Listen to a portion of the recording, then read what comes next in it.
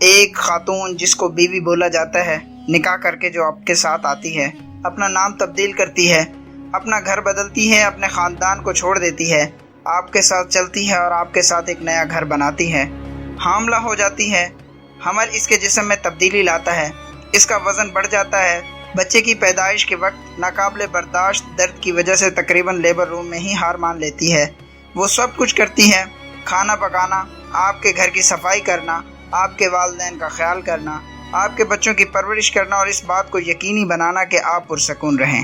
ناظرین کرام، میری تمام مردوں سے گزارش ہے کہ اپنی اپنی عورتوں کی قدر کریں، کیونکہ عورت بننا آسان نہیں ہے، عورت ہونا انمول ہے، وہ ماں ہو، بہن ہو یا بیوی۔ اپنی عورت کی عزت کریں جو موت کی وادی سے ہو کر آپ کو باپ بننے کی خوشی دیتی ہے۔ 9 ماہ بچے کو پیٹ میں رکھنا کوئی مذاق نہیں ہے۔